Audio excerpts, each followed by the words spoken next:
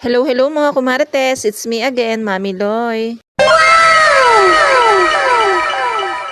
Pagkatapos nga namin mag-ikot-ikot dito sa garden ng simbahan ay lumabas na nga rin kami. Dito kasi sa labas ng simbahan ay marami ka nga mabibili mga pagkain. Nung nabubuhay pa nga yung lolo ko pagka nga nasimba kami dito ang pinabibili niya lagi yung kalamay. Hindi pa rin naman nagbabago ang presyuhan dahil 300 pa rin naman yung kalamay. Dito nga sa labas ay may mga nagtitindang nitong mga pangontra dito pero doon naman sa harap ng simbahan ay meron din. Kaya mamaya pagkatapos natin bumili ng mga pagkain ay doon naman tayo pupunta. Bala ko nga kasi ay bibili nga ako ng bracelet. Pero bago nga yun ay dito na muna tayo sa mga pagkain. Kita nyo naman at dito nga sa labas ay marami nga kayong pwedeng ipampasalubong. At ayan, ito naman yung kalamay at meron din tinda dito na tikoy. Dahil hindi naman ako masyadong nakain ng kalamay ay ito na lang tikoy ang aking bibilhin. Nagustuhan ko nga tong tikoy dati nung nalasahan ko nga ay lasang gatas. Bumili na nga rin ako ng suman pero yung hinahanap ko nga yung sumang yakap na may kasamang sauce. Yun nga lang ay wala nga silang tinda ngayon. Sayang nga nahawakan ko na nga itong sampalok na to ay hindi ko pa binili. Masarap daw kasi sabi ni Mudra. At ayan, naalala ko yung katrabaho ko dito sa Bukayo dahil lagi nga siyang may baon niyan. Dahil natikman ko na nga yun ay hindi na nga ako bumili. Ito na lang makupuno ang binili ko at saka itong isa. Tapos itong Choco Bro nakakita nga ako at masarap pala to. Dapat pala dinalawa ko na. Nung pinakain ko kasi sa mga bata ay nagustuhan. Tiga-tigalawa nga sila dyan. Tapos ayan, hindi ko nga alam kung ano to kaya hindi ako bumili. Sobrang dami mo nga maiibigang pagkain dito. Magsasalawahan ka. Pero pag napunta nga kami dito ay hindi pwedeng hindi kami bibili nitong Shing Aling pati na rin itong kasaba. Ito kasing kasaba ay mahal nga sa kantin namin. Bumili nga pala ako ng isang Shing Aling at saka 2 kasaba chips. 300 daw kasi kaya ayan 3 na yung binili ko. Pag napunta nga kami dito hindi pwedeng wala kang dalang pera. Talaga naman na mapapaibig ka sa dami ng bilihin. Bumili nga din ako nito at masarap nga din to. May palamang pulburon sa loob. Basta lahat nga lang na maibigan ko akin nga kinukuha. Wow, mayaman. Nakakita nga din pala ako nitong masapan kaya bumili na nga din ako. Pero Diyos ko, nung kinain ko sa bahay napakaliit nga ng laman sa loob. Parang pinahid lang ang laman. Pero okay din naman at masarap din naman. At nung wala na nga ako maibigan sabi ko nga i-compute na ni ate. At ang pinagbayaran ko nga ay nasa 500 plus.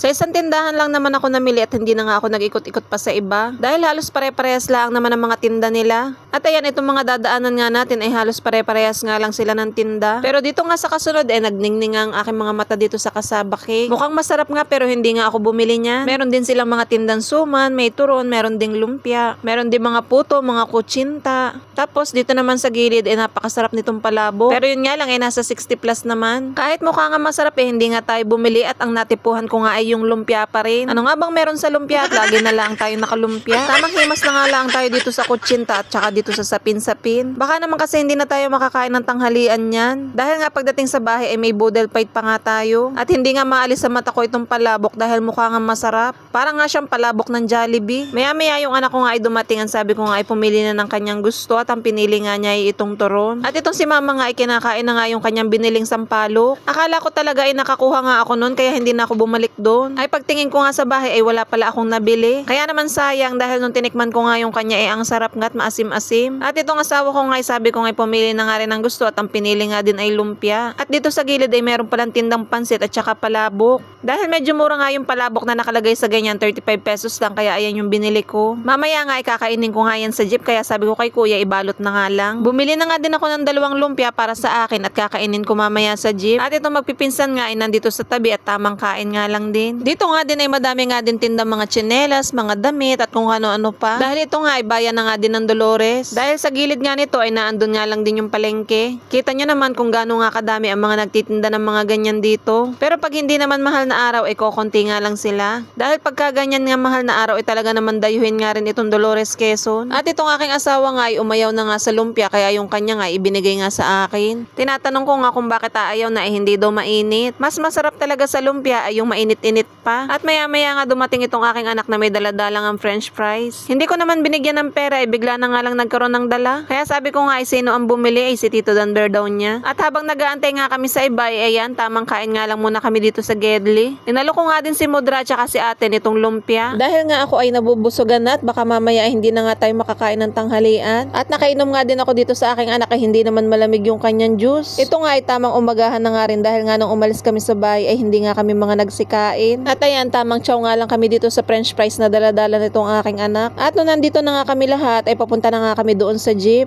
Pero itong aking anak nga ay maya-maya may nakita nga ditong ipinabibili. Dito pa talaga sa Dolores nakakita ng panyong kulay itim daw. Nagpabili nga sa akin ng malaking panyo na kulay itim. Ang ginagawa lang naman sa school ay pinampapaltik lang naman. Naandito na nga sa labas yung jeep ni na ate. Pero si na ate dyan naman ay wala pa kaya pumunta nga muna kami dito sa may loob ng simbahan. Nakita ko nga din pala yung lola ni Jello dito dahil nasimba nga rin pala sila dito sa Dolores. At ayan, shout out po pala sa lola ni Jello. Napakabait po ng kanyang lola. Ayun nga pala mga kumarites yung kasama ng aking anak nung nagcamping sila sa school. At dito nga sa may gilid ng simbahan ay marami ka nga makikita mga ganito, mga nagtitinda ng mga bracelet. Tapos ito mga medalyon na pwede nga rin mga pangontra. Pero dahil meron na nga kami noon, ito na nga lang bracelet ang bibilhin ko. Dahil yung ganito ko nga ay naibigay ko nga sa katarbaho ko. Dahil kung sa San Pablo ka nga bibili nito ay 150 nga ang isa, dito nga ay 50 lang. Alam nyo ba kung ano yan? Ako din, hindi ko din alam, char. Basta ang alam ko nga ay 10 elements nga daw ito. Basta naandyan na daw lahat. Naandito na nga sa bracelet na to lahat ng pangontra. Kung may naiinggit sa'yo, ganon. Yung mga galaw ng tao kung naniniwala ka. Tapos sa kaligtasan na rin at saka sa kalusugan. Bumili nga pala ako ng 3 at tigi-tigisa nga kami nitong aking anak, pati na rin sa aking asawa, binilhan ko din. Meron na nga nito yung aking asawa, yun nga lang ay yung kahoy nga niya ay naputol kaya binilhan ko ulit. Pero yung isa nga daw ay hindi na niya tatanggalin dahil ayaw na nga matanggal.